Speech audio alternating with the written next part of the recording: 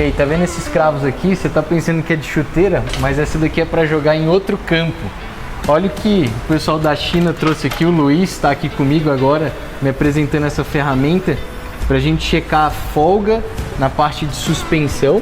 Então aqui a gente aperta bem no pneu, ó. Você pode fazer e isso ele aqui, crava e dá para fazer como um volante, Luiz. Isso, como o volante aqui é metal, não é plástico, eu posso recuar aqui e tá colocando pressão mesmo. Tá. E aqueles cravos que não é de chuteira vão tracionar ali no pneu.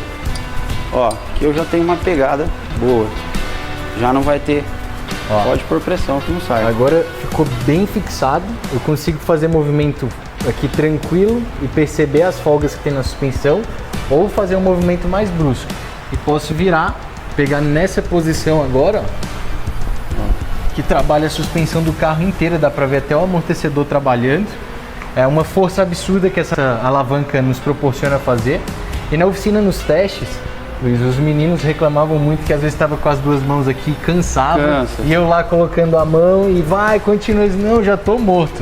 Agora a gente resolveu esse problema aqui, né? Isso, e o que a gente viu nessa ferramenta que ficou bem legal é a pegada dela, porque não adianta eu ter um equipamento e na hora que eu precisar pôr força aqui, ó, ele escapar. Então eu vejo que aqui, ó, eu posso pendurar na ferramenta que ela não vai escapar. Segura essa roda aqui, Luiz, pra mim, pra ela não virar aqui. Então vamos lá, vê se vai. Ó, aguenta o peso do meu corpo aqui, ó, pra fazer os testes, então é muito resistente. A gente identificou muito com essa parte da fixação. Lembrando, eu faço aqui rodas de aro 13 até 22. Eu tenho aberturas e todas elas são calçadas para quê? Para que eu não tenha folga no equipamento, ó.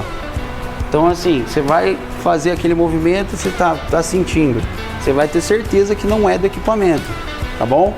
Perfeito. Obrigado, mais uma ferramenta. E é isso aí, tomara que... Valeu.